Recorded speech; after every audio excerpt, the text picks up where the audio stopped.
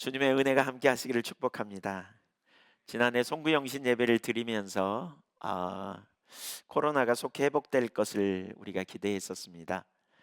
백신이 나오고 접종을 하게 되면 전염병의 공포로부터 자유로워질 것이라고 기대했습니다.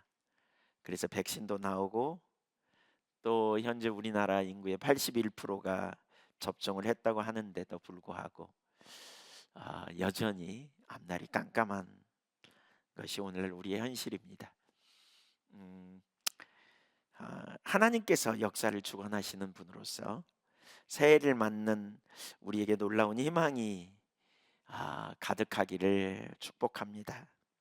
새해는 여러분 모두가 다 건강하시기를 축복합니다. 여러분의 가정이 온전히 회복되기를 주님의 이름으로 축원합니다. 직장이나 사업에 하나님이 빛 가운데 임하셔서 인도해 주시고 또 회복해 주시기를 축원합니다. 하나님의 은혜 가운데 어서 빨리 전염병이 물러나고 사랑하는 모든 믿음의 지체들과 함께 믿음 안에서 교제하고 함께하는 일이 우리 가운데 일어나기를 소망합니다. 우리 그리스도인들은 항상 일어나는 환경을 우연으로 여기지 않습니다. 일어나는 환경 가운데서 하나님의 뜻을 생각하는 자들입니다.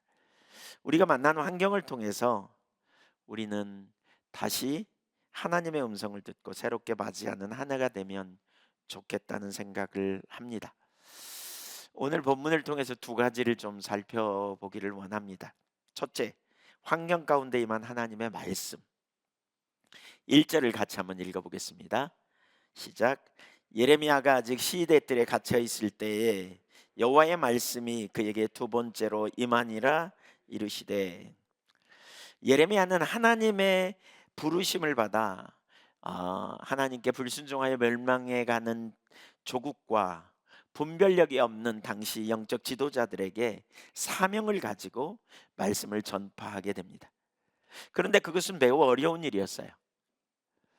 그가 말씀을 전하는 가운데 사람들이 그 말씀을 잘 듣지 않고요, 오히려 그를 잡아다가 감옥에 가두는 일까지 생기게 됐습니다.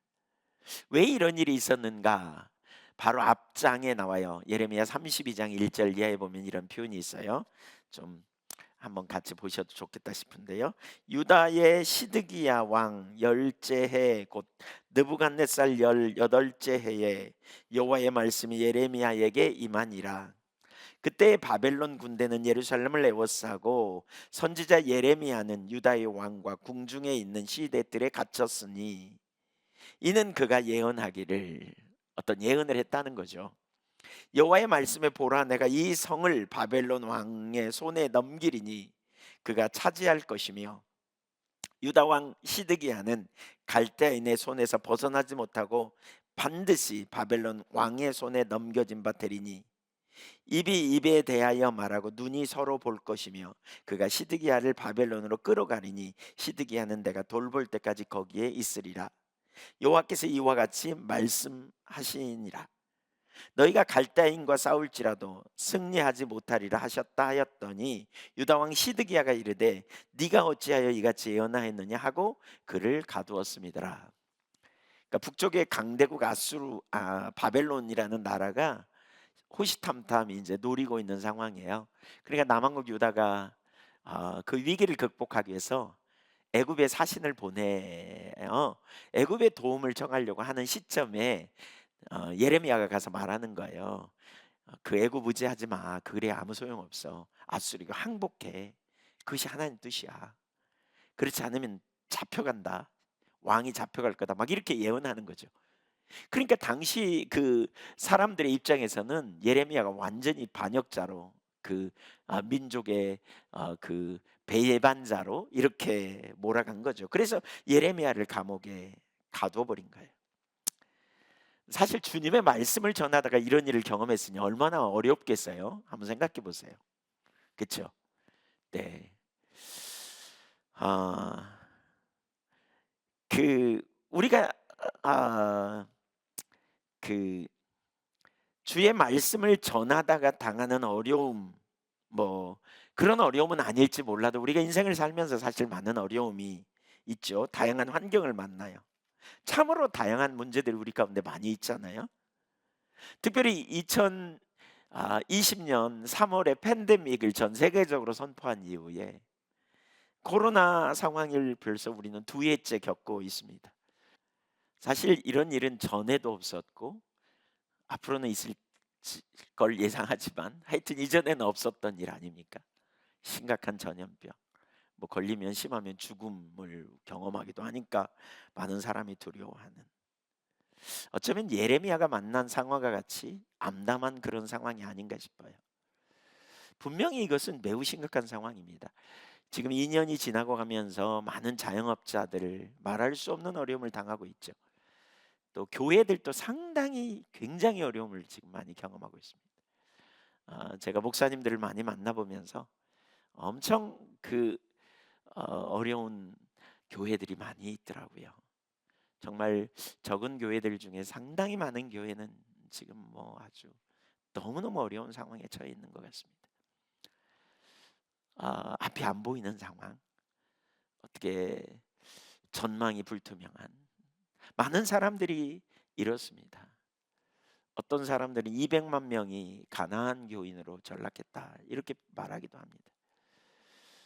유튜브를 통해서 예배를 드린다고 하지만 실제로 하나님과 만남이 없게 되고 또 형식적인 예배로 전락하고 큰 교회들 또 어떤 교회들은 그 등록 재적의 3배 이상의 사람들이 주일을 와서 그 교회에서 유튜브로 예배를 드리고 있는 상황이기도 하고 어쩌면 정말 여러 모양에서 정말 쉽지 않은 상황입니다. 그뿐만이 아닙니다. 환경적 재앙도 지금 만만치 않은 상황이죠. 네, 알래스카는 온도가 19도까지 겨울 평균 기온이 0도에서 5도까지 더졌다는데 19도까지 올라가 가지고 캘리포니아에는 눈이 엄청나게 많이 내리는 상황이 되기도 하고 예측할 수 없는 일들이 지금 막 여기저기서 일어나고 있는 상황입니다. 어쩌면 흔들리고 있다 이런 생각이 들 만큼 심각한 상황인 것 같습니다. 이런 상황에서 우리에게 아, 정말 진정한 능력이 무엇인지를 우리는 살펴보아야 하겠습니다. 아, 무엇보다 참 이런 상황에서 우리에게 진정한 능력은 하나님과의 만남이 있는 것입니다. 하나님과 만남은 우리를 새롭게 하고 소망을 줍니다. 예레미야가 감옥에 갇혀 있었지만 그러나 거기서 절망하지 않으면 하나님께서 그를 만나주고 계셨기 때문이라는 사실입니다. 그러니까 하나님을 어떻게 만납니까? 말씀을 통해서 하나님과 만남이 일어나게 됩니다. 하나님은 당신의 백성들에게 말씀을 통해서 당신의 백성들을 만나 주시고 인도하시고 또 깨닫게 해 주시는 일을 합니다. 하나님께서 침묵하시는 순간이 하나님의 백성에게 사실 가장 어려운 순간이라고 성경은 말하고 있어요. 아모스 8장 11절에 보면 하나님의 침묵에 대해서 말씀합니다. 한번 같이 읽어볼까요? 주 여호와의 말씀이니라. 보라 날이 이를지라 내가 기근을 땅에 보내리니 양식이 없어 주림이 아니며 물이 없어 가라짐이 아니요 여호와의 말씀을 듣지 못한 기갈이라. 12절 13절 사람이 이 바다에서 저 바다까지 북쪽에서 동쪽까지 비틀거리며 여호와의 말씀을 구하려고 돌아다녀도 얻지 못하리니 그날에 아름다운 처녀와 젊은 남자가 다 갈아여 쓰러지리라. 아모스 시대는 아모스 5장 22절 23절을 보면 영적으로 매우 형식적인 신앙에 머물고 있던 시대거든요. 그러니까 의식은 있지만 본질은 없는, 일정한 규칙은 지켰지만 실제 삶의 능력은 없는, 이 아모스 시대는 이스라엘 백성들이 풍족하게 살던 부익부 빈익빈 현상이 극도로 되어 있지만 그러나 일반적으로는 풍족한 삶을 살았던 시대였습니다. 그러나 본질을 놓쳐버린 그런 시대였었습니다. 그래서 아모스 선지자를 통해서 이 말씀을 주신 것입니다. 여러분, 그 시대가 타락하고 길을 잃어버리는 가장 주된 이유는 하나님의 말씀을 듣지 못했기 때문이라는 거예요. 그래서 사실 형식적 신앙에 머무르게 되면 하나님이 말씀을 침묵하시는 거죠. 그리고 그렇게 될 때 하나님의 사람들이 하나님의 길을 떠나고 위로받지 못하고 올바른 방향 제시를 받지 못하고 또 구체적으로 하나님과 동행하는 가운데 인도하심을 받지 못하기 때문에 영적 기갈에 빠지게 됩니다. 아모스 8장 11절을 여러분, 제가 읽었습니다. 다시 한번 읽을 테니까 잘 들어보세요. 주 여호와의 말씀이라 보라 날이 이를지라 내가 기근을 땅에 보내리니 양식이 없어 주림이 아니며 물이 없어 가람이 아니요 여호와의 말씀을 듣지 못한 기갈이라. 하나님 말씀이 없었다는 거예요. 그러면 이 말씀이 없다는 말의 의미가 무엇인지를 우리가 잘 생각해 봐야 돼요. 우리의 신앙이 아모스 시대처럼 형식적 신앙에 머물러 있다면 이 말씀의 의미를 제대로 이해하지 못합니다. 왜냐하면 우리에겐 성경이 있잖아. 무슨 말씀이 기갈이야. 성경이 있어. 유튜브 들어봐. 기독교 텔레비 봐. 설교 맨날 나와. 극동방송 들어봐. 설교 맨날 나와. 무슨 말씀의 기갈이야. 이 시대하고는 안 맞는 말이야. 이렇게 말할 수 있습니다. 네. 여기서 의미하는 말씀의 기갈은요, 기록된 말씀을 의미하는 것만이 아닙니다. 그것은 지금 내게 주시는 하나님의 살아있는 말씀입니다. 곧 성령의 조명으로 내게 알려진 말씀입니다. 하나님은 인격체입니다. 인격적인 관계에서는 기록된 어떤 문자로 그 관계를 규정하는 이상이잖아요. 인격적 관계는 기록된 문자를 보고 상대편을 이해하고 기록된 문자를 보고 상대편의 뜻을 아는 정도에서 머무르지 않습니다. 인격적 관계는 친밀한 교제이기 때문에 하나님의 성령께서 우리 안에 오셔서 기록된 말씀을 성령의 조명으로 비춰주시고 또 하나님의 말씀을 우리 가운데 그 말씀의 원리에 기초해서 우리에게 개인적이고 그 상황에 맞는 말씀을 우리에게 주신다는 거예요. 그 말씀을 들을 때 우리 삶에 능력이 있는 것이죠. 그 말씀이 우리의 삶에 놀라운 능력이요 생명이 됩니다. 하나님과 동행하는 사람, 하나님과 친밀한 교제를 갈망하는 사람은 말씀을 사모합니다. 하나님의 말씀을 기쁨으로 여기고 말씀을 통해서 삶을 조정하고 인도하심을 받게 됩니다. 그런데 하나님이 침묵하시면 자기중심으로 가거나 혼돈 가운데 머물게 됩니다. 저 개인적으로요, 과거를 돌아보면 침체되고 낙심된 적이 한두 번이 아니에요. 여러분 중에 누구보다도 더 많이 제가 침체되고 못지않게 아마 낙심된 경험이 많았을 것 같아요. 그런데 여기까지 올 수 있었던 비결은 뭐냐면 그때마다 하나님이 말씀으로 저를 만나 주셨기 때문이에요. 그러니까 제가 그 성경을 얼마나 많이 알았겠어요. 여러분, 저 필수 암송 구절 500개를 신학생 때 신학교 가기 전에 다 청년 시절에 외웠던 사람입니다. 여기 500개는 우리 이제 우리 매번 다시 읊조리기 시도해 가지고요. 500개 성경 구절 매일 올릴 거거든요. 일주일에 3구절씩은 외우도록 계속 나갈 거거든요. 근데 그 500개 중에 한 절짜리도 있지만 어떤 거는 시편 23편 같은 경우가 하나고요. 출애굽기 20장 1절부터 17절이 하나이기도 합니다. 성경 많이 외웠습니다, 제가. 그러니까 사실은 핵심적인 구절이기 때문에 하나님의 말씀을 꽤 많이 알고 있습니다. 근데 그럼에도 불구하고 문제가 오고 어려움이 왔지만 그 말씀이 저를 끌어가고 그 말씀이 저의 삶에 개인적으로 그 순간에 저를 생명으로 인도하고 저를 능력으로 인도하시는 일을 하지 못했습니다. 아니, 그 말씀에 제가 붙들려서 그렇게 전환되는 일이 안 됐습니다.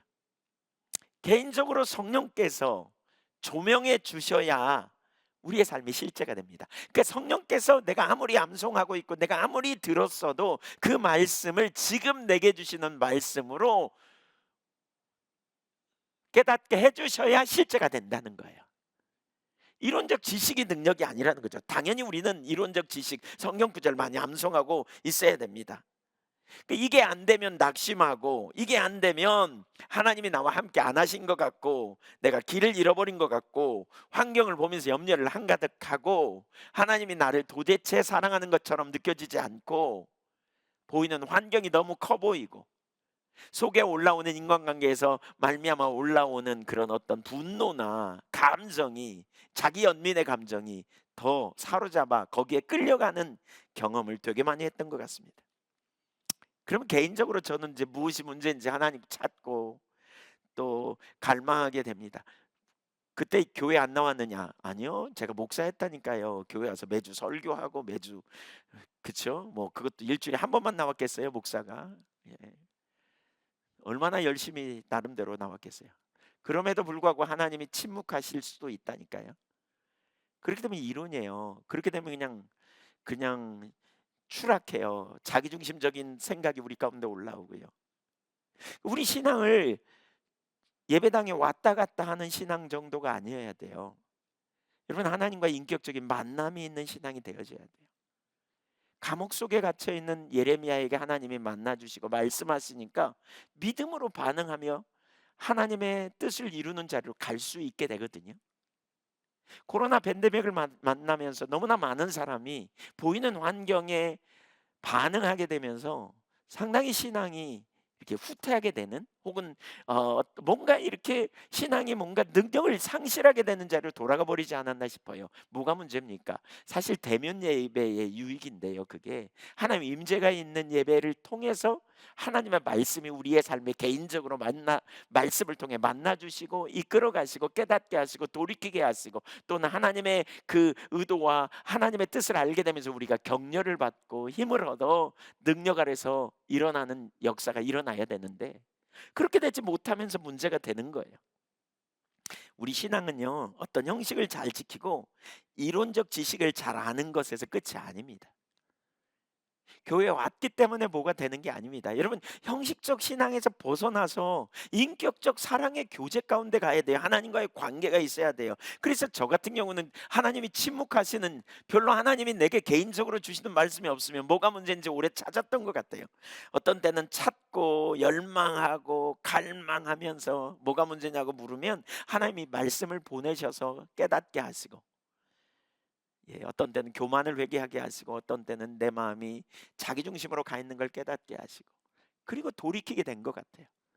근데 어떤 때는, 물론 어떤 때는요, 내가 찾지 않고 계속 헤매고 있는 가운데서도 하나님이 은혜로 말씀을 보내셔서 저를 만나 주시고 돌이키게 한 적도 한두 번이 아니에요. 여러분은 전자가 더 많아요, 후자가 많아요? 네. 나는 후자로도 하나님께서, 그러니까 안 찾아도 다 은혜로 만나 주시더라. 그러니까 난 안 찾아도 돼. 이렇게 말하면 큰일 납니다. 인격적인 하나님과의 만남은 이론적 지식에서 머무르면 안 됩니다, 여러분. 실제적으로 우리의 삶에 능력이 없는 이유는 인격적인 하나님과의 교제가 안 되기 때문에 그렇습니다. 하나님 말씀을 내게 보내시고 깨닫게 하시고 나를 지금 인도하고 계시는구나. 아, 나의 교만을 깨뜨리시는구나. 아, 하나님은 나를 여전히 사랑하고 계시는구나. 하나님께서 이 부분에서 내 삶을 돌이키고 또는 하나님의 목적을 따라 내 삶을 전환하도록 인도해 가시는구나. 이게 동행입니다. 이게 동행이야. 그리고 우리가 이런 환경, 이런 하나님과 동행이 되면 어떤 환경, 어떤 상황 속에서라도 놀라운 승리가 우리의 삶에 있다는 거예요. 예배당에 와 있다는 걸로, 예배 자리에 참여했다는 걸로, 그것도 소중합니다. 너무 귀합니다. 여러분 잘하셨습니다. 그러나 그 수준에서 머물면 안 돼요. 인격적인 하나님과의 만남이 있어야 돼요. 말씀이 우리 가운데 깨달아지고 조명되어지고, 그리고 말씀을 통해서 내 상태를 들춰낼 때 진정한 회개가 되잖아요. 저는 제가 교만한지 전혀 몰랐습니다. 알고 봤더니 상당히 교만하더라고요. 언제 아느냐? 하나님 말씀을 통해서 저를 비춰주셔야 이게 알 수 있어요. 이해가 가기 전에, 또는 우리가 새해에는 이 형식적인 그 굳어져 있는 거 이거 다 드러내고 하나님 앞에서 유한 마음을 가지고 하나님과의 더 깊은 만남을 경험하며 나갈 수 있기를 축복합니다. 사실 그런 신앙을 여러분 사모해야 합니다. 하나님 내게도 말씀하시고 나를 인도해 가시고 내게 깨닫게 하시고 내게 하나님의 의도와 목적이 뭔지도 알게 하시고 말이죠. 그래서 나를 인도해 가시는 역사를 우리가 체험하는 일들이 일어나야 돼요. 그게 주님과의 만남이에요. 주님은 나와 친밀한 교제 가운데 있기 원하시는데 내가 잘못 가고 있는데도 하나님이 침묵하고 계신다면 이건 뭔가 문제가 있는 거죠. 여러분이 사랑하는 사람이 잘못 가고 있는데 내버려 두시나요? 안 하지 않아요. 우리의 신앙은 지적인 동의에서 머무는 게 아닙니다. 형식적인 신앙에서 돌아서야 능력이 있습니다. 돌아서야 능력이 있습니다. 자, 예레미야에게 하나님의 말씀이 임합니다. 감옥에 갇혀 있는 그에게 하나님 말씀하십니다. 예레미야 32장 6절을 좀 보겠습니다. 예레미야가 이르되 여호와의 말씀이 내게 임하였느니라 이르시기를. 7절 읽으시죠. 시작. 보라, 내 숙부 살룸의 아들 너는 아나돈에 있는 내 밭을 사라. 이 기업을 부를 권리가 내게 있느니라 하리라 하시더니. 아니, 여러분 한번 생각해 보세요. 하나님이 이스라엘 멸망한다 그래요. 그런데 그 뭐죠? 예, 숙부가 와서 땅 사래. 아니, 그러니까 조카죠, 조카. 사촌 와가지고 땅 사래. 내 땅 사, 이렇게 말하는 거죠. 그러면 사겠어요, 안 사겠어요? 아니, 사시겠냐고요. 지금 조만간 이 땅이 멸망해요. 그리고 포로로 잡혀갈 형편이에요. 땅 사시겠어요, 안 사시겠어요? 안 사요, 안 사. 절대 안 사요. 사는 건 제정신이 아닌 거죠. 그런데 보세요. 36절을 보세요. 36절 여기 있습니다. 같이 읽어보죠. 시작. 그러나 이스라엘의 하나님 여호와께서 너희가 말하는 바 칼과 기근과 전염병으로 말미암아 바벨론 왕의 손에 넘긴 바 되었다는 이 성에 대하여 이와 같이 말씀하시니라. 보라, 내가 노여움과 분함과 큰 분노로 그들을 쫓아보내었던 모든 지방에서 그들을 모아들여 이곳으로 돌아오게 하여 안전히 살게 할 것이라. 그들은 내 백성이 되겠고 나는 그들의 하나님이 될 것이며. 좀 넘어가겠습니다. 좀 넘어 42절.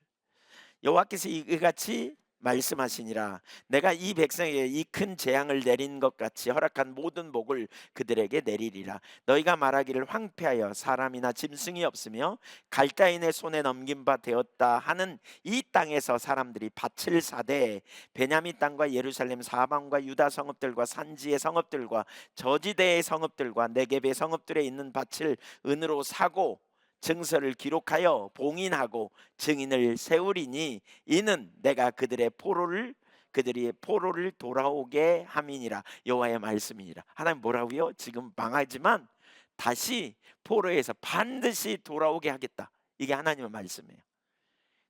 그래가지고 예레미야는요, 자기 돈을 가지고 망하는 그 땅을 사요. 돈 주고. 왜요? 하나님이 그렇게 하시겠다 그러니까. 네, 하나님, 이것이 믿음의 삶입니다. 그러니까 여러분 보세요. 앞에 지금 깜깜해요. 감옥에 갇혔어요. 죽을지도 몰라요. 시드기야가 정말 열받아가지고 지금 자기를 죽이네 살리네 하고 있었을 거예요. 그런데 하나님의 말씀이 예레미야에게 임하니까 그 상관에 무슨 또 감옥에 갇혀 있는데 땅을 사. 또 더군다나 멸망할 거라는데 무슨 또 땅을 사겠어요. 그런데 그런 즈음에 하나님 말씀하시니까 믿음의 사람 예레미야는 보이는 환경이 아니라 하나님의 말씀을 따라 행동하는 거죠. 왜? 하나님이 이 땅을 다시 회복하실 것을 분명히 말씀하셨으니까. 아무리 어려운 상황에도요, 아무리 힘들어도요, 믿음의 사람은 하나님과 말씀을 통해 만나게 될 때 담대할 수 있어요. 아무리 어렵고 아무리 우겨쌈을 당하여도 쌓이지 않을 수 있는 비결이 있어요. 그것은 뭐냐? 하나님께서 이 환경을 통해 뭘 말씀하시고자 하는지, 혹은 하나님께서 침묵하지 아니하고 이 환경 가운데 어떤 일을 하시는지 알면 하나님의 백성들은 승리할 수 있어요. 여러분, 이게 우리의 신앙이에요. 이게 우리의 신앙. 하나님이 여러분에게 침묵하고 계신다면, 오랫동안 침묵하신다면, 나는 하나님 말씀하시는 게 뭔지 잘 모르겠어 라고 생각된다면, 그런 지금 이 말이 무슨 의미인지조차도 잘 깨닫지 못한다면 우리 하나님과 우리와의 관계는 인격적인 관계예요. 하나님은 우리가 예수를 믿음으로 말미암아 구원받고 하나님의 자녀가 되어서 인격적 사랑의 관계로 우리를 초청하셨다는 사실이에요. 하나님이 예수님을 보내셔서 우리를 자녀 삼으시고 우리에게 아빠가 되시기로 작정하셨어요. 언약 관계의 친밀한 교제예요. 그래서 우리를 고아처럼 버려두지 않기 위해 성령으로 우리에게 오셨단 말이에요. 우리 안에 내주하셔서 우리가 읽고 듣고 깨달은 말씀을 성령의 조명으로 우리에게 알게 하셔서 우리를 어떤 순간에 돌이키게 하시기도 하고, 어떤 순간에 우리로 하여금 하나님을 신뢰하여 믿음으로 일어서게도 하고, 어떤 순간에는 하나님이 기뻐하시는 방향으로 우리의 삶을 전환하기도 하고, 어떤 순간은 회개하게도 하시고, 이렇게 말씀하시는 하나님이심을 우리는 기억해야 돼요. 그게 우리의 신앙이에요. 그게 우리의 신앙이에요. 이게 하나님과 만남이 있어요. 형식적인 신앙에서는 일정한 규칙을 잘 지키는 것을 신앙으로 이해해요. 신앙을 일정한 규칙을 잘 지키는, 예배 드리고 봉사하고 전도하고 의무를 잘 지키면 믿음이 좋은 것으로 이해해요. 그러나 여러분, 성경이 말하는 진정한 신앙은 하나님을 안다는 말도 그래서 야다라는 말이에요. 히브리어로. 혹은 다트라는 말인데, 이것은 야다라는 말은 부부간의 관계에서 아는 것처럼 안다는 표현입니다. 절대로 그냥 그분에 관한 몇 가지 지식을 아는 수준에 머무는 게 아닙니다. 그러니까 하나님은 우리를 어떤 순간에서든지 우리에게 말씀하시고 우리를 인도하시고 우리에게 의의 길로 생명의 길로, 또 우리를 그 순간에 돌이킬 수 있도록 저와 여러분을 인도하시는 하나님이심을 우리는 기억해야 돼요. 오늘 본문에서도 그렇게 말하지 않아요? 하나님은 자신을 소개해요. 그리고 기도로 초청합니다. 33장 2절 3절을 한번 같이 읽어보겠습니다. 이를 행하시는 여호와, 그것을 만들며 성취하시는 여호와, 그의 이름을 여호와라 하는 이가 이와 같이 이르시도다. 너는 내게 부르짖으라. 내가 내게 응답하겠고 내가 알지 못하는 크고 은밀한 일을 내게 보이리라. 지금 그 상황에 두 번째 여호와의 말씀이 예레미야에게 임해서 뭐라 그러냐? 네가 이 상황을 더 잘 이해하기 위해서 내게 부르짖어, 나를 찾아. 그러면 내가 너에게 길을 보일게 라고 말씀합니다. 하나님은 우리를 인도하시는 하나님이세요.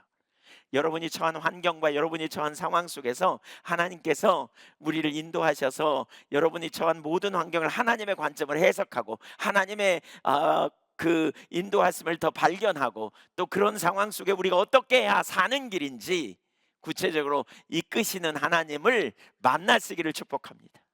그런 은혜가 있어야 돼. 이게 동행입니다. 2022년에 우리가 하나님과 동행하는 삶을 살아야 될 텐데, 신앙은 하나님과 동행이라는 말은 수도 없이 들으셨을 겁니다. 어떻게 동행하느냐요? 주일날 설교 듣고 적용시켜서, 혹은 성경을 읽고 적용시켜서 동행한다. 사실 틀린 말은 아닙니다. 그러나 여기에 성령의 조명하심이 있어야 돼요. 개인적으로 내게 주시는 말씀이 오지 않는다면 우리는 개인적으로 지금 내가 신앙생활을 해오는 동안 하나님께서 나에게 주신 말씀이라는 확신이 분명하지 않는다면 우리 신앙은 능력이 없어요. 형식적인 신앙이 걷어져야 돼요.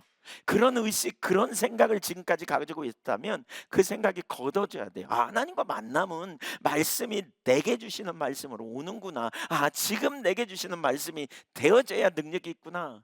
이렇게 만나는 사람은요, 그래서 삶의 변화가 일어납니다. 어제까지 막 텔레비 보고 막 늘어져 있고 낮잠 자고 막 그러다가 정신이 번쩍 나가지고 갑자기 이거 놓고 그냥 돌아서는 일이 있는 건 이거 어떤 일이에요? 어제까지 막 술 먹고 담배 피우고 막 그런 삶을 살다가 갑자기 하루아침에 전환된 사람 보셨어요? 제가 그 중에 하나입니다. 옆에서 어떻게 된 일이냐고 다 물어봤습니다. 여러분, 어떻게 그런 일이 일어납니까? 엉망으로 살다가 하루아침에 뒤집어진 일이 어떻게 일어납니까? 이 주님이 만나주시니까 이런 일이 일어나는 겁니다. 이 만나주셨다는 건 말씀으로 하나님이 살아계신 하나님이고 우리의 생사를 주관하시는 분이시고 우리의 모든 것을 아시는 분이심을 선명하게 보게 될 때에, 야, 이거 아니구나. 그리고 놓는 거죠. 저는 오늘날 너무나 많은 사람들이 어떤 수준에서 멈춰버리는 신앙을 참 많이 봅니다. 어떤 수준에서 멈춥니다. 어떤 사람은 교회 나오는 수준에서 멈춰요. 어떤 사람은 교회 나와가지고 주일 성수하고 11조 하는 수준에서 멈춰요. 어떤 사람은 좀 봉사하는 일도 해요. 그러나 여전히 마음 안에서 한쪽으로는 용서 못하고, 여전히 마음 안에서는 미워하고, 여전히 마음 안쪽에서는 음란과 사수를 쫓아가는, 자기 중심에 머물러 있으면서도 그렇게 신앙생활 하면서 별로 가책도 없이 그냥 신앙생활 하는 사람 되게 많아요. 왜 안 변할까요? 왜 더 이상 변하지 않을까요? 왜 더 영적 진보를 이루지 못할까요? 형식적인 신앙에 머물러 있기 때문에 그렇습니다. 주님 안 만나기 때문에 그래요. 한번 그냥 이례적으로 주님 확 만나면 그 다음에 그냥 완전히 뒤집어지면 좋겠지만 절대로 그렇지 않습니다. 이 과정이 있습니다. 말씀을 통해 계속 만나고, 인격체이신 하나님이 교만을 말씀할 때 교만이, 내가 교만하구나, 이걸 깨달으면서 자신을 살피고 돌아보게 되면서 겸손으로 가는 거지. 주님 만났다고 그 다음에 바로 교만한 자로 갈 수 있다면 얼마나 좋겠습니까? 모든 영역에 지속적인 동행하면서 자라가는 겁니다. 여러분, 우리가 영적으로 성숙되는 것은 동행 가운데 자라가는 과정이 있습니다. 혹시 여러분의 신앙은 정체되어 있지 않습니까? 어떤 수준까지는 내가 그리스도인처럼 사는데, 어떤 수준에 가면, 어떤 가치관에 가면, 어떤 생각 상황에 이르면 전혀 그리스도인이 아닌 것처럼 행동하고 결정해 버립니다. 교회 나와 있을 때는 매우 그리스도인 같지만 아무렇지도 않게 세상에 가면 친구들과 어울리면 전혀 그리스도인 같지 않은 모습으로 살아가면서도 일생 동안 그런 신앙생활 하는 사람 적지 않습니다. 왜 그렇습니까? 뭐가 문제입니까? 계속된 주님과의 만남이 없기 때문에 성화가 일어나지 않는 겁니다. 성화는 우리에게 있지 않습니다. 성화는 주님과의 만남을 통해 일어나는 겁니다. 주님과의 신선한 만남이 계속 일어나면 주님의 말씀이 우리의 삶을 계속 비춰주고 하나님의 목적을 알게 하고, 그럼 우리의 삶에, 내 인생의 목적을 향해 가다가 하나님의 목적에 우리의 삶을 조정해 가기도 하고, 또 우리가 자기중심적인 야망을 따라 살고 욕심을 따라 살고 슬금슬금 거짓말도 하고 슬금슬금 나쁜 짓도 하고 적당히 그러다가 이게 하나님이 이거 다 보고 계시는구나, 다 알고 계시구나, 하나님이 그러한 삶을 안 기뻐하는구나, 이게 어느 날 비춰지게 되고 깨달아지면 말이죠, 안 달라지는 게 기적이라는 거예요. 안 달릴 수가 없어요. 그 문제가 고민하기 시작하는 거죠. 형식적인 신앙에서는 어떤 단계에서 다 정체되어 있습니다. 옆에서 보면 믿음 좋다고 말합니다. 뭐 남보다 잘하니까요. 그러나 주님은 어떻게 평가하실지 우리가 생각해 봐야 됩니다. 우리 신앙은 인격적인 하나님과의 교제입니다. 두 사람이 같이 한 가정을 이루고 살다 보면 어떻게 해요? 서로 맞춰가기 위해서 노력하잖아요. 싸우고 또 노력하고 싸우고 또 그러면서 포기하지 않으면 결국 맞춰서 잘 살잖아요. 그냥 나 못 살겠어, 그렇게 포기하지 않으면.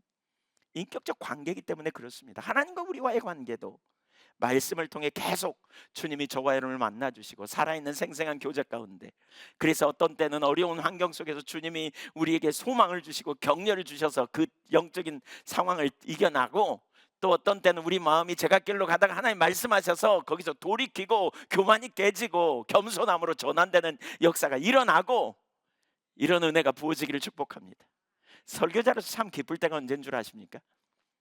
오늘 설교를 들었더니 목사님, 제가 이렇게 가려고 했는데요, 하나님이 저에게 말씀하셨어요. 저 이제 그렇게 안 하려고요. 이렇게 돌이키는. 와, 주님이 하시는구나, 막 이런 기쁨이 있습니다. 저는 아무것도 아니고요, 통로입니다.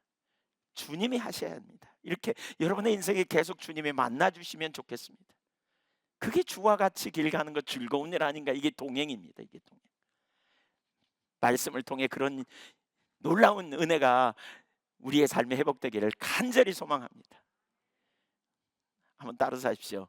2022년에 형식적인 신앙을 다 벗어버리자. 이거 다 벗어버리고 친밀한 교제로 나가자고요. 친밀한 교제 안에 서는 거예요. 자꾸 하나님 앞에 서는 거죠. 살아계신 하나님, 전능하신 하나님, 전지하신 하나님, 나를 위하여 독생자를 아끼지 않으신 하나님 앞에 자꾸 서는 거예요. 우리가 서서 그분의 음성을 듣는 거죠. 하나님이 나를 말씀의 기가를 보내셨으면 이거 아닌데 뭐가 문제지? 그리고 다시 귀를 기울이는 거예요. 하나님, 왜 저에게 요즘 침묵하시는 거예요? 제가 뭐가 문제인가요? 그리고 이렇게 귀를 기울이는 거예요. 제가 코로나를 경험하면서 갑자기 엄청 바쁘다가, 작년에 엄청 바쁘다가 아무것도 안 하고 뚝 멈춰서니까요, 저도 모르게 텔레비 보게 되고 또 그 뉴스 본다고 유튜브 넘어가서 보게 되고 막 이러다가 헤맸던 것 같아요. 어느 날 깜깜한 제 모습을 봤어요. 깜깜해지더라고요. 왜 이런 거 있죠? 왜? 예. 부르다 내가 죽을 이름이여 산산이 부서진 이름이여. 뭐 하나님 불러도 어디 있는지도 아무런 뭐 성경을 읽어도 감동도 한 개도 없는, 지식이 없어 설교를 못 하는 게 아니고요. 아무리 읽어도 무슨 말씀인지 내게 주시는 말씀을 안 와닿으면 아무런 능력이 없어요. 형식적인 신앙이 무너져야 돼요. 살아있는 하나님과의 생생한 교제를 주님 앞에 가는 날까지. 아멘. 네. 두 번째, 기도를 통해 하나님께 나아감. 하나님은 오늘 우리를 기도로 초청하십니다. 제가 이 본문을 택한 이유가 있습니다. 어젯밤에 자다가 1시 반쯤 일어났습니다. 아, 아, 제가 그러면 또다시 돌아 누워서 자려고 막 노력하는데, 어제는 하나님은 초청하시는구나, 그래서 제가 내려놓고 기도하고 있었습니다. 그때 하나님께서 또렷하게, 특별히 송구영신 예배에 어떤 말씀을 전해야 될지 가지고 계속 기도하는 가운데 몇 가지 감동을 주셨는데, 그 중에 하나가 이 구절이었습니다. 이 구절을 묵상하는 가운데 하나님이 우리를 초청하고 계시는구나, 아니 가장 우선적으로는 저를 초청하고 계심을 제가 보았습니다. 기도로, 더 나아가 우리 모두를, 교회 공동체를, 여러분을. 동의하신가요? 네. 저는 스스로 제가 그 기도하면서, 아니 저가 저 한계를 많이 봤거든요. 제가 지도력이 참 부족해요. 리더십이 부족해요. 뭘 보면 알 수 있냐면, 제가 판단을 빨리 못해요. 분별력이 참 약해요. 스스로 제가 보면 어떤 분들은 그냥 빨리빨리 판단도 잘하고 분별도 잘하고. 근데 최근에는 그게 저에게 강점이 됐어요. 과거에는 이것 때문에 제가 엄청 헤맸는데 강점이 됐어요. 어떤 면에서 강점이냐? 이게 부족하니까 주님께 매달리거든요. 제가 이런 고백 엄청 합니다. 하나님, 저는 지도력도 부족하고요. 하나님, 저는 결정도 빨리 못하고요. 결정장애가 있는 것 같아요. 하나님, 제가 막 무슨 일을 결정해야 되는데 잘 못해요. 하나님. 그래서 주님께 구체적으로 보여달라고 막 기도해요. 어떻게 해야 될지 보여주세요. 제가 알 수 있도록 하나님 저를 가르쳐 주세요. 교회가 주님의 교회이지 않아요? 제가 어떻게 해야 될지 더 구체적으로 깨닫게 해주세요. 너무나 감사하게, 그러니까 하나님께 더 구체적으로 이렇게 자꾸 보여주시는 것 같아요. 이렇게 알게 해주시는 것 같아요. 여러분도 한번 해보시든지요. 네, 근데 너무 잘나가지고 다들 똑똑하셔서 그렇게 안 하시나요? 저처럼. 네, 네. 어, 바울 사도처럼 약할 때 강함되는 주님을 경험할 수 있으면 좋겠어요. 스스로 연약하다고 생각하면 손 들어보세요. 예, 예. 그럼 저처럼 해보시죠. 저처럼. 예, 이게 굉장한 능력이더라고요. 제가 최근에 그걸 참 많이 느낍니다. 오늘 아침에도 그래서 그냥 집중적으로 그 기도했습니다. 하나님, 어떻게 해야 될지 잘 모르겠어요. 우리 양교회 여러 가정에 참 어려움이 많아요. 제가 목사로서 이 가정들을 섬기는데 어떤 때는 버겁다는 생각이 들어요. 아니, 제가 뭘 어떻게 하는 건 아니지만 어떻게 좀 회복되고 어떻게 좀 잘 세워져야 되는데, 하나님, 정말 정말 이 기도하는 것도 그냥 기도하다 보면 그 일로만도 기도가 얼마나 필요한지 모르겠어요. 하나님, 저 정말 어떻게 해야 될지 모르겠어요. 오늘 아침에도 그런 기도를 계속했습니다. 도와주세요, 하나님. 하나님 행하시는 걸 보게 해주세요. 억압이 정말 많고 해결될 난제들이 너무 많은데, 하나님, 제가 목사로서 모든 가정이 회복되고 치유되고 자유케 되고 온전히 싸매지는 역사를, 하나님의 생명이 운행하는 역사를 보기를 원하는데, 이 한계를 정말 많이 경험하는, 그래서 어떻게 해야 될지 간절히 기도했어요. 그때 하나님 이 구절을 더 저에게 주셨어요. 지금 우리가 만난 상황을 보세요. 앞이 보이지 않아요. 그런 상황에 우리는 어떻게 해야 될지 잘 몰라요. 예레미야 같은 상황, 우리가 기도해야 돼요. 예레미야에게 하나님께서 그렇게 말씀하죠. 이를 행하시는 여호와, 그것을 만들어 성취하시는 여호와, 그의 이름을 여호와라 하는 이가 이와 같이 이르시도다. 여기 여호와라는 단어가 3번이나 나오죠. 여호와란 말은 스스로 계신 하나님을 의미합니다. 스스로 계신 하나님. 주권자라는 거죠. 그리고 이 단어 일을 행하시는 여호와, 그것을 만들어 성취하는 여호와라는 말의 의미는 뭐냐면 창조주라는 말입니다. 한마디로 말하면 하나님은 창조주시다, 주권자예요. 그래서 이 하나님의 창조 활동과 연관된 주권자, 하나님께는 불가능이 없다, 하나님은 완전하다, 이걸 지금 보여주시는 거예요. 왜 하나님이 먼저 예레미야에게 이 말씀을 먼저 말씀하실까요? 믿음을 가지라고 하는 거죠. 네가 믿는 하나님이 지금 누구인지 봐. 우리의 기도는 여기서부터 시작하는 거예요. 우리가 믿는 하나님이 누구인가 보는 거예요. 그래야 우리가 믿음의 기도를 할 수 있어요. 우리가 문제를 만날 때 무엇보다 먼저 우리가 믿는 하나님이 누구인지를 생각하는 게 얼마나 중요한지 몰라요. 기도에 있어 매우 중요한 것은 하나님을 보는 거예요. 우주를 창조하신 만왕의 왕이신 하나님이 저와 여러분을 위해 독생자를 아끼지 않고 내놓으셔서 죄의 문제를 해결할 수 없는 우리를 구원하기 위해 독생자를 아끼지 않고 내놓으셔서 우리에게 생명을 주신 분 아닙니까?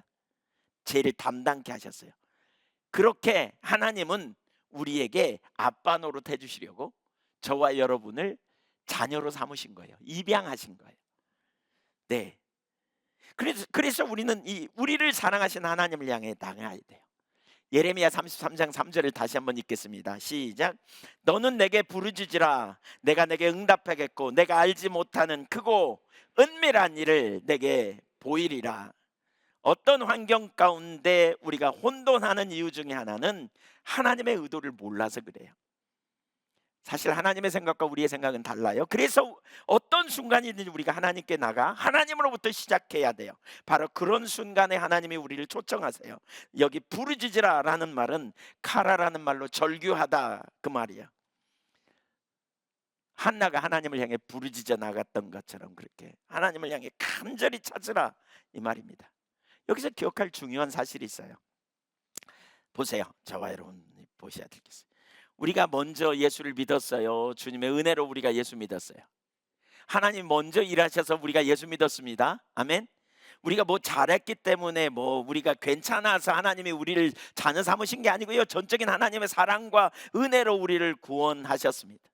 우리는 본래 소망이 없는 자였고요. 우리 힘으로 잘 살 수 있는데 갑자기 하나님이 우리를 친한 척 부르신 게 아니에요. 도무지 소망 없는 우리를 사랑하심으로 구원하기로 작정하셨어요. 그래서 은혜 가운데 살도록 초청하셨어요. 한마디로 말하면 하나님이 우리의 소망이고 하나님이 우리의 힘이 되세요. 그러므로 우리는 이제 하나님께 소망을 두고 하나님 알기를 구하고 하나님과 친밀한 교제로 나가야 돼요. 하나님이 우리가 알기도 전에 먼저 우리를 위하여 우리가 하나님 사이에 나아가는 장애물을 다 제거하시고 우리를 사랑하려고 품에 안으셨어요. 그러니까 우리가 하나님 앞에 이제 나갈 때 있잖아요. 사랑하시는 하나님을 의지하고 하나님을 신뢰하면 하나님이 저와 여러분의 인생을 책임지시고 돌봐주시는 하나님이심을 믿으십시오. 우리로부터 시작된 게 아니에요, 여러분. 하나님이, 우주를 창조하신 하나님, 우리에게 아빠 노릇 해주시려고. 하나님이 우주를 창조하신 하나님이 우리에게 아빠 노릇 해주셔서 우리를 보호하시고 지켜주신다는 거예요. 시편 119편에 보면 이 비밀을 발견한 시인이 이런 고백을 합니다. 두 구절이 아주 제가 보면서 굉장히 개인적으로 묵상하다가 은혜가 됐습니다. 57절 읽어볼까요? 시작. 여호와는 나의 분기시시니 나는 주의 말씀을 지키리이다 하였나이다. 여호와는 나의 분깃, 이 말은 기업이라는 말입니다. 이스라엘 백성들이 출애굽해가지고 가나안 땅에 들어갈 때 하나님이 가나안 땅을 그들에게 주세요. 12지파가 있는데 그 지파들에게 나눠서 이렇게 주세요. 근데 그 중에 한 지파, 레위 지파에게는 하나님이 아무것도 안 주세요. 그러면서 뭐라 그러냐? 내가 너의 유산이야, 내가 너의 기업이 될 거야, 이렇게 말씀하세요. 그러니까 민수기 18장 20절에 보면 이렇게 말해요. 여호와께서 또 아론에게 이르시되 너는 이스라엘 자손의 땅에 기업이 없겠고 기업도 없겠고 그들 중에 아무 분깃도 없을 것이나 내가 이스라엘 자손 중에 내 분깃이요 내 기업이니라. 레인에게 하나님은 땅을 물려주는 대신에 하나님 자신이 레위 지파의 기업이 되어주시겠다고 말씀하셨어요. 그래서 뭐라고요? 이 시인은 여호와께서 자신의 모든 안전과 삶의 유일한 기반이라고 고백하는 거예요. 하나님께서 믿음의 조상 아브라함에게도 창세기 15장 1절에 보면 이렇게 말하거든요. 나는 너의 방패요 너의 지극히 큰 상급이니라. 이렇게 말씀하세요. 이것이 저와 여러분의 고백이 되시기를 축복합니다. 사실 우리로부터 시작한 게 아니에요. 하나님이 우리를 사랑하셔서 택하시고요, 우리가 알지도 못하는 순간에 우리의 죄의 문제를 위해 사랑하는 독생자를 십자가에 못 박아 죽게 하시고 우리를 구원해 내셨어요. 이렇게 우리가 구원받았어요. 그러므로 우리가 어떻게 해요? 성도의 기업과 유산은 우리가 소유하고 있는 재산이나 인간관계, 사람으로부터 존중받는 명예가 아니라 이 땅에서뿐 아니라 영원한 생명으로 인도하시는 하나님이심을 기억해야 돼요. 그렇다면 이 땅에서 주를 존중하며 이제 그래서 주를 말씀을 지키겠다고 공개적으로 선언하고 있죠. 왜냐하면 하나님의 말씀이 생명이니까. 그러면서 뭐 하느냐? 그 다음 구절을 보세요. 58절 시편 119편 58절 시작. 내가 전심으로 주께 간구하였사오니 주의 말씀대로 내게 은혜를 베푸소서. 영어 성경 NIV 성경도 한번 올려주세요. 그러니까 내가 전심으로 주께 간구하였사오니 이렇게 말하거든요, 우리말 번역에는. 근데 여기 이 말은 페네카라는 히브리어인데요, 당신의 얼굴을 구하오니 라는 말입니다. 당신의 얼굴을 구하오니. 그래서 영어 NIV 성경에는 그렇게 말하고 있어요.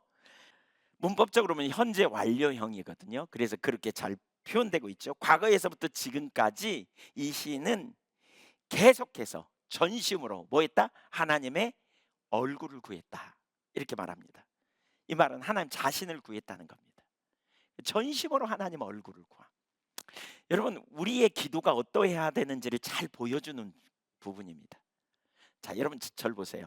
우리는 보통 기도를 어떻게 하냐면요, 이렇게 문제가 있으면 문제 갖고 와서 하나님이 문제 해결해 주세요 막 이렇게 우선적으로 기도하고요, 문제 해결되면 고맙습니다 그리고 잊어버렸다가 또 필요하면 또 문제 해결해 주세요 이렇게 많이 가거든요. 근데 인격적 관계는 문제 해결의 문제가 아니에요. 하나님과 나와의 온전한 관계를 추구하는 거예요. 내가 하나님을 알고 하나님의 의도를 알고 하나님의 마음을 알고 하나님의 열망을 알고, 그리고 하나님이 기뻐하시는 삶을 내가 살기를 원하여 주님 자신을 알기를 원하는, 그렇죠? 몇 가지 문제 해결을 위해 하나님 찾기에 급급해서는 안 된다는 거죠. 하나님은 우리 아버지세요. 우리를 택하시고 우리에게 아들을 아끼지 아니하고 내어주신 하나님. 그래서 하나님은 저와 여러분을 원하세요. 우리는 무엇보다 하나님 알기를 사모하고 하나님과 함께 있기를 사모해야 돼요. 그것이 지금 우리가 해야 될 기도고요. 그렇게 집중해서 우리가 하나님을 찾으면 무슨 일이 있다고요? 네, 조금만 기다리세요. 지루해하는 모습을 보이시는 분도 있는데 조금만 기다리세요. 조금만. 네, 네, 금방 끝납니다. 이전에 알려지지 않은 숨겨진 하나님의 의도, 곧 크고 비밀스러운 계획을 알려주시겠다는 거예요. 크고 비밀스러운. 우리가 하나님을 찾아야 될 이유가 여기 있어요. 제가 오늘 새벽에 이런 말씀을 주셔서 제가 이 구절 가지고 막 기도했습니다. 하나님, 크고 비밀한 일이 뭔지 알려주시면 안 돼요? 그냥 쪼크입니다. 농담입니다. 그때 주님께서 찾으면 알 거야 이렇게 말씀하시는 것 같았어요. 그래서 전 찾으려고요. 크고 비밀한 일을 알라고. 개인적으로 하나님께서 우리를 강력하게 지금 기도로 초청하고 계시다고 생각이 돼요. 여러분 가정에 앞이 안 보이거나 어려움이 있는 분은 말할 것도 없고, 여러분의 가정에 앞이 잘 보이고 문제가 하나도 없고 어려움이 하나도 없을지라도 지금 우리가 만난 이 코로나 팬데믹 상황은 정말 우리 모두를 하나님이 기도로 초청하시고 새롭게 하나님과의 관계성을 회복시키는 자리로 초청하고 계시는 것 같아요. 그래서 교회적으로 우리 공동체적으로 하나님이 초청하고 계시는구나, 이걸 우리 모두에게 하나님을 찾도록 초청하고 계시는구나 라는 확신이 제 마음에 들었어요. 저는 그렇게 하려고요. 여러분도 하시겠어요? 우리의 진짜 문제는요, 문제 자체가 아닙니다. 문제를 붙들고 계신 하나님을 알지 못하는 게 문제이고요. 문제를 향한 하나님의 의도를, 또 문제 가운데 하나님을 못 만나는 게 문제입니다. 우리가 기도해야 할 다양한 이유들이 있어요. 많은 문제를 만나요. 그런 문제들을 통해서 사실 하나님이 우리를 빚어 가시죠. 한 이야기만 간단히 좀 살펴보면, 예를 들면 이런 거죠. 이야기보단 이런 일이 있어요. 우리가 영적으로 하나님은 우리를 성숙되게 빚어 가시는데, 성숙되는 과정에 이렇게 그 환경을 만나는데, 우리 그리스도인은 환경을 우연으로 여기지 않기 때문에 그 환경 속에서 불평하거나 원망하지 않잖아요. 맞죠? 네. 혹시 하셨으면 하지 마세요. 불평이나 원망하지 말자고요. 네. 그때 우리가 불평이나 원망 대신 가져야 될 자세가 있어요. 하나는 뭐냐면, 하나는 그러니까 외적인 환경에 대해 반응하기보다는 자기 내면을 하나님의 기준 가운데 세워야 돼요. 그러니까 많은 사람들과 얘기해 보면 하나님이 다루심이 너무너무 분명한데 안 다뤄지는 이유가 있더라고요. 그게 뭐냐면, 어떤 문제가 생기잖아요. 그러면 자꾸 싸움을 그 문제와 싸우려 그래요. 환경과 싸우고 사람과 싸우려 그래요. 그래 가지고 그냥 분이 충만해 가지고 사람과 싸워요. 여러분, 하나님이 허락하신 환경이라면 그 환경 속에 일어나는, 하나님이 허락하신 환경이니까 내 속에 올라오는 반응이 있잖아요. 부정적 반응, 혼돈의 반응, 또는 시기 질투의 반응, 미움의 반응. 이것과 싸워야 돼요. 이것과 싸워서 그 환경을 하나님이 허락하셨기 때문에 다른 눈으로 보게 돼야 승리가 일어나더라고요. 그래야 이겨요. 근데 그렇게 안 되면 이 환경을 우리가 보면서 안 빚어져요. 문제는 많이 일어나는데 계속 망가져요. 이 사람도 미우고 저 사람도 믿고 또 그 인간도 믿고, 또 그냥 심지어 하나님도 원망스럽고. 여러분, 하나님이 허락하신 게 분명하다면, 우리를 사랑하시고 하나님이 이 환경을 허락하시면 분명하다면, 이 환경에서 일어나는 그 상황에 내가 반응하고 있는 내 모습이 하나님의 기준과 다르다면 그것과 내가 싸워야 돼요. 그걸 부인하고 하나님의 기준을 내 안에서 세워가며 나가야 영적인 돌파를 이루어가요. 적은 외부에 있지 않아요. 우리 내면에 있어요. 옛 자아, 육신의 타락된 감정과 욕심이 우리로 하여금 실패하고 넘어지게 하는 것이지요. 그리고 그것이 하나님을 도운 거라면 반드시 그런 사람은 뭐 하느냐면, 인위적으로 그 때를 뒤집어 엎으려고 하는 게 아니라 하나님의 때를 기다리는 거죠. 하나님이 허락하신 상황이니까 하나님이 이 시간에 가장 완전하게 이끌 것을 신뢰하고 기다리는 거예요. 그 사이에 내 내면에서 일어나는 부정적인 거, 혼돈, 내가 하나님의 백성으로서 올바르지 않은 내 반응과 싸우셔야 돼요. 예. 여러분, 외부와 싸우려고 하지 마세요. 그러면 여러분 계속 망가지고요. 계속 여러분 원망이 안 나올 수가 없고요. 불평 안 나올 수가 없고요. 하나님에 대한 섭섭한 마음이 안 나오는 게 비정상이에요. 그러면 하나님이 빚으시기 위해서 여러분을 그 환경으로 인도하셨는데, 이건 빚어지는 게 아니라 계속 망가지는 거죠. 계속. 그래서 뭐 해야 되냐면 바로 그런 순간에 하나님을 찾아야 된다는 거예요.